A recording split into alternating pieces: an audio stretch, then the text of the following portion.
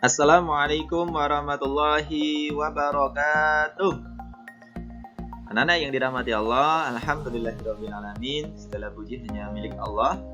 Kita bertemu kembali ya, belajar matematika di kelas 4. Insya Allah belajar matematika itu asyik. Nah, pada kesempatan hari ini kita masih membahas satu topik yang insya Allah ini menarik, yaitu topik tentang pengolahan data. Ustadz berharap semoga semuanya hari ini dalam keadaan sehat ya, tanpa kurang suatu apapun, dan tetap semangat belajarnya meskipun kita masih belajar dari rumah kita masing-masing. Anak-anak, mari kita buka terlebih dahulu, kita awali pembelajaran kita dengan membaca bismillah bersama-sama. Bismillahirrahmanirrahim. Ustadz ingatkan sekali lagi, siapkan buku tulis kalian, kemudian alat tulis kalian untuk mencatat hal-hal penting yang Ustadz sampaikan dalam video pembelajaran ini. Yuk kita mulai.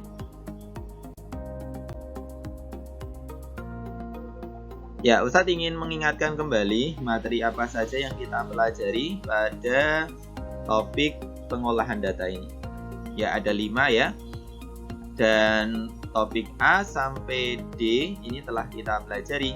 Mengumpulkan data sudah kita pelajari, menyajikan data dalam tabel juga sudah kita pelajari, menafsirkan atau membaca dan menafsirkan data dalam tabel juga sudah kita pelajari.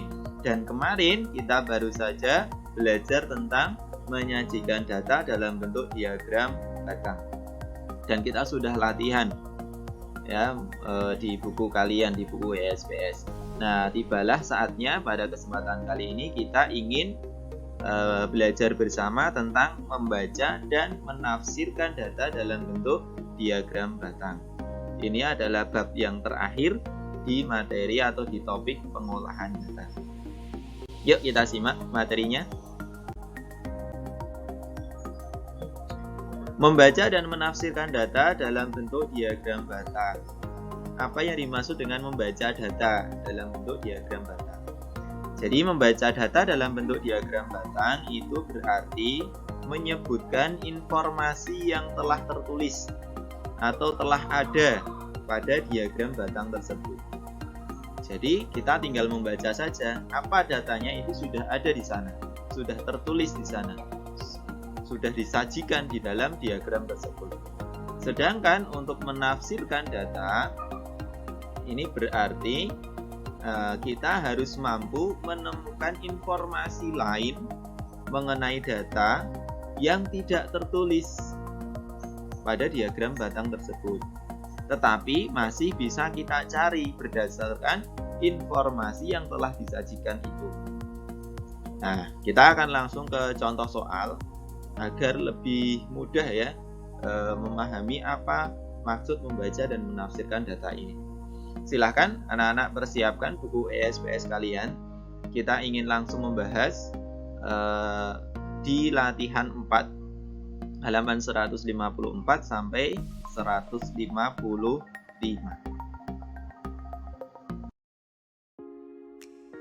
Ini ya, kita akan berlatih mengerjakan latihan 4 buku ESPS halaman 154 sampai 155.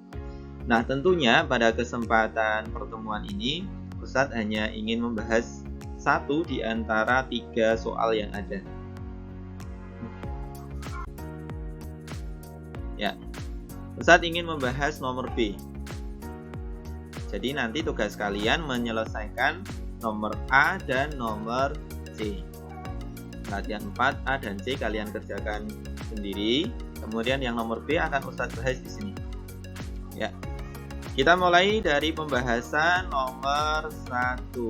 Nomor 1 pertanyaannya, jika jumlah seluruh pengunjung, maksudnya adalah pengunjung taman bermain, dalam seminggu adalah 1000 orang, tentukan banyak pengunjung pada hari Sabtu. Sehingga bisa kita jawab, banyak pengunjung pada hari Sabtu adalah berapa? Nah, tentu data ini pertanyaan nomor 1 ini sudah menafsirkan data ya, karena pengunjung hari Sabtunya tidak ada di dalam diagram. Ini termasuk pertanyaan menafsirkan data. Tetapi meskipun hari Sabtu ini tidak ada di dalam diagram, tetap saja pengunjung hari Sabtu ini bisa kita cari. Bagaimana mencarinya? Ada informasi yang diberikan, yaitu jumlah pengunjungnya adalah 1.000 orang. Hari Senin sudah disajikan, hari Selasa, Rabu, Kamis, Jumat, dan Minggu sudah disajikan. Berarti kita bisa mencari pengunjung hari Sabtunya. Nah, agar lebih mudah, kita akan baca dulu pengunjung hari Seninnya berapa. Dengan cara kita bisa tambahkan garis bantu ya. Kalau kita tarik garis ke kiri, pengunjung hari Senin itu di antara garis 140 dan 160, tepat di tengahnya. Berarti kalau tepat di tengahnya itu adalah 150 orang. Kemudian pengunjung hari Selasa, ini juga kita tarik garis bantu ke kiri. Ya, terletak di antara 100 sampai 120 dan tepat di tengah-tengah. Berarti pengunjung hari Selasa adalah 110 orang. Hari Rabu juga demikian, kita tarik garis ke kiri. Terletak di antara 120 dengan 140, tepat di tengahnya. Berarti hari Rabu adalah 130 orang. Lebih dari 120, kurang dari 140, tepat di tengahnya. Itu berarti 130 orang. Kemudian hari Kamis itu tepat di angka 120. Kemudian hari Jumat juga tepat di angka 140. Kemudian hari Sabtu yang akan kita cari. Berikutnya hari Minggu, kita baca dulu hari Minggu, kita tarik garis ke kiri. Seperti itu.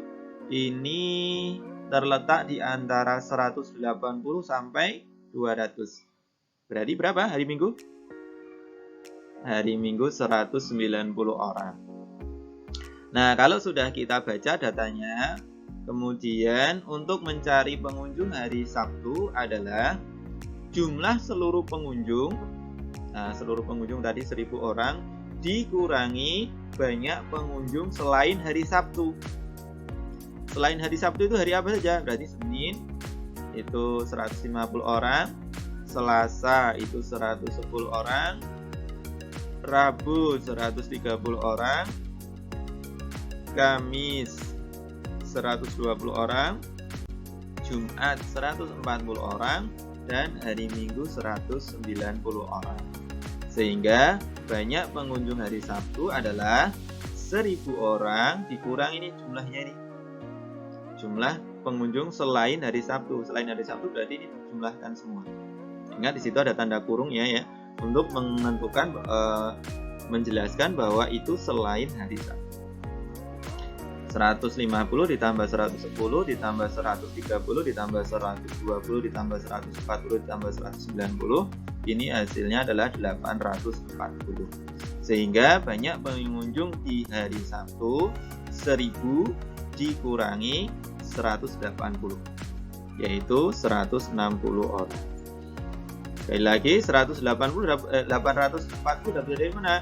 Dari penjumlahan ini. Nah, ini kalau kita jumlahkan hasilnya adalah 840. Sehingga hari Sabtunya 1.000 dikurangi 840 yaitu 160 orang. Nah, ini sudah kita tuliskan di sini. Nah, untuk memudahkan juga kita tuliskan dalam diagram batangnya ya, untuk data yang tadi belum diketahui. Kita tuliskan di situ. 160 orang.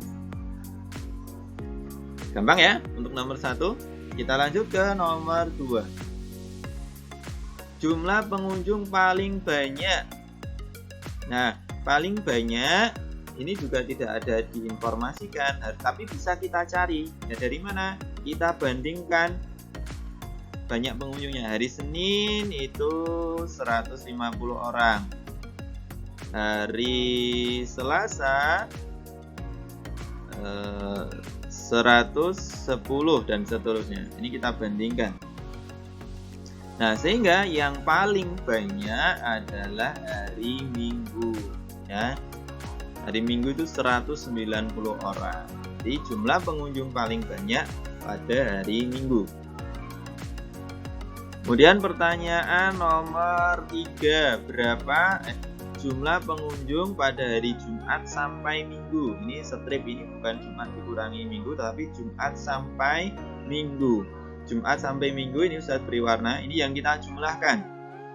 Berarti Jumat sampai Minggu itu 140 ditambah 160 itu 300 ya. 300 ditambah 190 berarti 490 orang.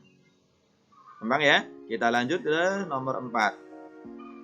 Jumlah pengunjung taman bermain yang lebih dari 130 orang itu terjadi pada hari apa saja? Nah, ini tinggal membaca data saja. Sudah ada datanya ya. Sudah kita isikan tadi. Hari Senin 150.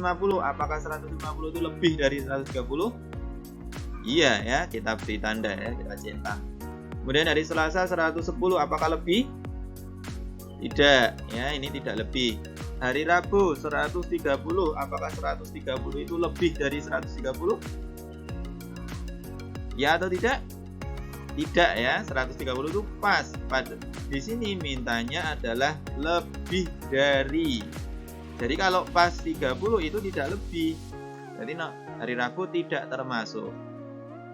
Kemudian hari Kamis 120 itu kurang. Hari Jumat 140 itu lebih. Hari Sabtu 160 itu juga lebih. Hari Minggu 190 itu juga lebih.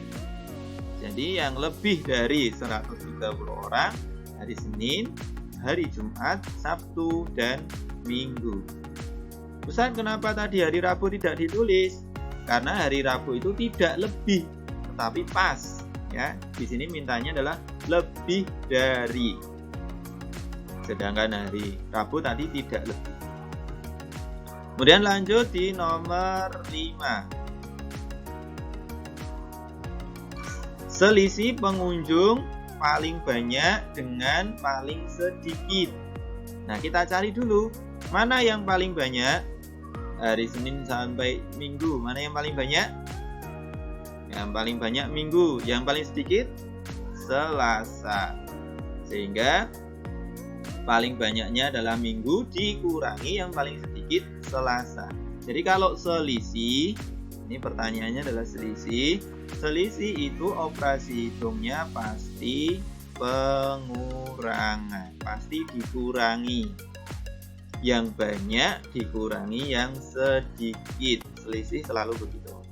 Sehingga bisa kita hitung 190 dikurangi 110, yaitu 80 orang. Ya, demikian ya anak-anak, contoh pembahasan bagaimana kita membaca dan menafsirkan data dalam bentuk diagram batang. Apakah bisa dipahami penjelasan Ustadz? Jika masih ada yang belum paham, kalian boleh bertanya di kolom atau di forum tanya jawab, atau boleh japri ya via WA, atau boleh ditanyakan nanti di LMS ya, di chatting di LMS juga boleh. Saya kira itu yang saya sampaikan. Selamat berlatih. Ingat ya, tugas kalian menyelesaikan pertanyaan A dan C. Terima kasih dan selamat belajar. Ustadz akhiri. Wassalamualaikum warahmatullahi wabarakatuh.